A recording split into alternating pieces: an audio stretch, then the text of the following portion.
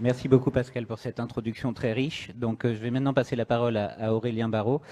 Aurélien, donc le point de vue scientifique sur la question, parce que moi il y a quelque chose qui m'interpelle toujours, c'est que les scientifiques, quand ils parlent d'intelligence artificielle, quand ils proposent de nouvelles inventions, les pouvoirs politiques les écoutent tout de suite. Or, quand ils interpellent sur le climat, sur la biodiversité, à l'échelle internationale depuis 1972, donc ça va bientôt faire 50 ans maintenant, là, ce n'est jamais suivi d'effets concrets. Donc comme il est vraiment urgent d'agir, qu'est-ce qu'on fait maintenant? Comment un scientifique comme toi voit les choses et qu'est-ce qu'on peut faire concrètement dans cette histoire de nouveau contrat social? Oui, donc merci beaucoup de l'invitation. Je suis à la fois très content d'être ici et puis un peu triste en fait, parce que ce qu'on évoque est assez tragique en réalité. Alors c'est vrai que quand on m'a proposé de venir, je me suis tout de suite imaginé faire un petit exposé scientifique, comme tu viens de m'y enjoindre à nouveau, voire philosophique, enfin ce que je sais un peu faire. Et finalement, je vais un peu vous piéger parce que c'est pas du tout ce que je vais faire. Je vais utiliser mes 10 minutes pour vous parler de politique essentiellement, parce que je crois que face à l'urgence, on n'a plus le choix en réalité. La situation, elle est dramatique à beaucoup de niveaux différents. Elle est dramatique, on le sait, c'est maintenant bien médiatisé, pour ce qui concerne le changement climatique, le dérèglement climatique qui ne fait plus question et dont l'origine anthropique, c'est-à-dire humaine, est actée. Elle est aussi dramatique, et là je peux peut-être faire un point scientifique, du point de vue de l'utilisation exponentiellement croissante des ressources dans un monde de taille finie. Cela n'est pas possible. Cela n'est pas durablement possible. En physique, dans mon domaine, on appelle cela une instabilité. Et un système instable, c'est un système qui va crasher automatiquement. Nous sommes donc en train de mettre en œuvre le crash du système planète Terre, ce qui est un peu contrariant. La situation est au moins aussi dramatique, on en parle moins en ce moment, du point de vue de la pollution, de l'eau, de l'air, des sols, et je dirais que les effets sur la biodiversité sont comparables, voire supérieurs à ceux du réchauffement climatique. Et enfin, la situation est dramatique et on en parle beaucoup moins en ce moment, alors que c'est tout aussi grave, de par l'étiolement, disons l'atrophie, si vous voulez, des espaces de vie. Les animaux n'ont simplement plus de lieu pour vivre, et par conséquent, ils meurent. Alors évidemment, ceci pose un certain nombre de questions, et je voudrais juste donner un exemple parmi une centaine d'autres qu'on pourrait trouver, des conséquences que cela aura juste sur l'humanité. Et on reviendra bien sûr à la question centrale des autres vivants par la suite. Un effet secondaire, donc peut-être d'ordre inférieur. On fait en ce moment face à une crise en Europe, une crise majeure, avec cet afflux de réfugiés, qui, à mon sens d'ailleurs, est traité de façon absolument scandaleuse, puisque nous n'accueillons pas essentiellement ces pauvres gens qui meurent devant nos frontières closes. On parle de quelques centaines de milliers de réfugiés. Or, on sait aujourd'hui, ce sont des chiffres officiels, hein, pas venant d'hurluberlus alarmistes, que nous aurons entre 200 millions et 1 milliard de réfugiés climatiques dans 30 ans. Pas dans 5 siècles, dans 30 ans. Ce que, si tout se passe bien, nous allons vivre quand nos enfants seront dans la force de l'âge. Que voulez-vous qu'il se passe? Ça ne peut pas être autre chose que la guerre. Je veux dire, ce n'est pas ici une sorte de fantasme catastrophiste. C'est une analyse géostratégique élémentaire. Nous sommes donc en train de décider de léguer à nos enfants un monde en guerre. Moi, j'avoue que je n'ai plus peur maintenant de parler de fin du monde, de la possibilité en tout cas d'une fin du monde. Oh, bien sûr, hein, en tant qu'astrophysicien, je sais bien que la Terre continuera de tourner autour du Soleil après tout cela. Mais enfin, ce qui fait la spécificité de cette planète, ce qui fait qu'on a envie de se battre pour elle, c'est précisément cette diversité du vivant autour de nous. C'est précisément là que se trouve sa beauté, son unicité et aussi sa fragilité. Sans cela, elle n'aurait finalement plus aucun intérêt et plus aucune spécificité. Alors, on m'objecte parfois que ce n'est pas la fin du monde, ce n'est que la fin de l'humanité. J'ai très souvent cette objection. Je ne la comprends pas. D'abord parce que la fin de l'humanité n'est heureusement pas encore actée. Ensuite, parce que ça ne serait quand même pas un détail. Aucune guerre jusqu'à maintenant n'a tué l'humanité et pourtant chacune a été tragique. Et enfin, parce que c'est oublié un peu vite, les 7 millions d'espèces animales avec lesquelles nous partageons ce petit îlot d'univers et qui sont stricto sensu dans cette aventure nos otages. La deuxième objection récurrente consiste finalement à dire qu'il est trop tard. Et je ne la comprends pas non plus. Il est évidemment trop tard pour que rien ne se soit passé. Il est évidemment trop tard pour qu'il n'y ait pas des conséquences dramatiques. Il y en aura. Elles sont déjà à l'œuvre. Pour autant, il n'est évidemment pas trop tard pour éviter que ce soit encore pire. C'est exactement ce qui se passe dans chacun des grands défis auxquels nous avons été confrontés. La dernière guerre mondiale a fait 60 millions de morts, c'est une tragédie absolue. Enfin, s'il y en avait eu 400 millions, ça aurait été encore pire. Donc il n'est évidemment pas trop tard pour éviter le drame. Il est trop tard pour éviter le drame, mais il n'est pas trop tard pour éviter une amplitude, une ampleur et je dirais un déversement du désastre encore plus conséquent encore que celui-ci. Alors pour moi, la question cardinale à ce stade, c'est de se demander quand a été commis la faute. Pas la faute au sens théologique, mais la faute au sens écologique. Quand sommes-nous partis sur ce que le philosophe Gilles Deleuze appellerait une ligne de mort? Et je crois que la réponse est assez inquiétante. Parce qu'en réalité, ce n'est pas récent. Ce n'est pas l'apanage de la modernité ou de l'ère industrielle.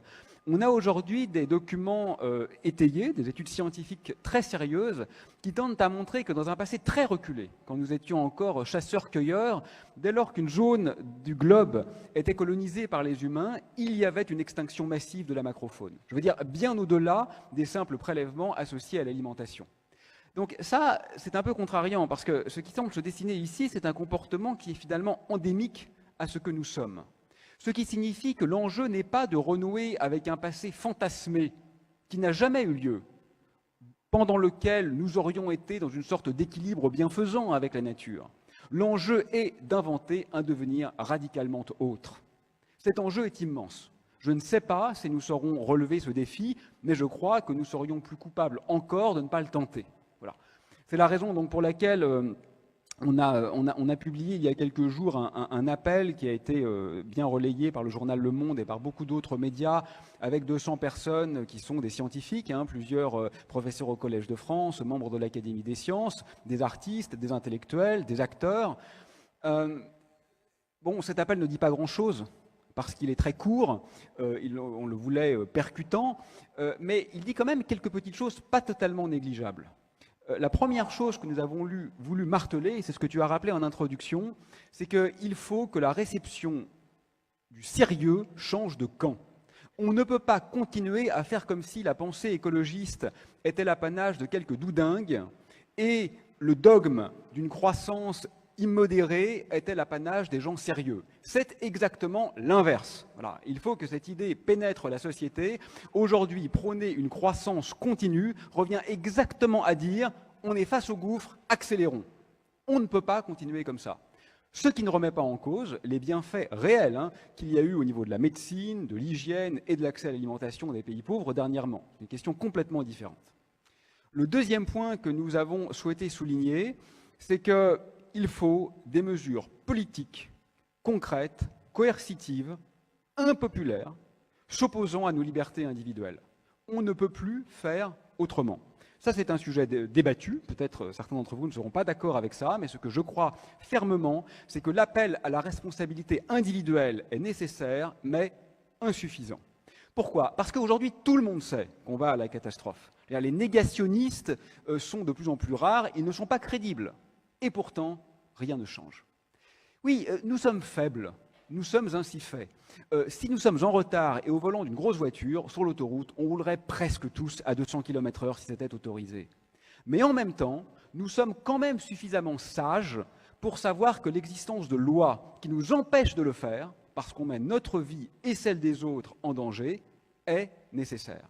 Donc on peut simultanément, si vous voulez, être incapable de se raisonner à l'échelle individuelle, ce qui est notre cas, globalement, mais être capable de comprendre que nous avons besoin d'être raisonnés à l'échelle collective. Et donc, nous devons exiger des pouvoirs publics des mesures réelles, c'est-à-dire que les discours, la main sur le cœur, maintenant, n'ont plus aucun intérêt, qui sont concrètes et qui sont impopulaires, parce qu'elles vont forcément s'opposer à un peu de notre confort. Cela dit, et je trouve que ce lieu ici est un très bel exemple, ce n'est quand même qu'une perte de liberté apparente.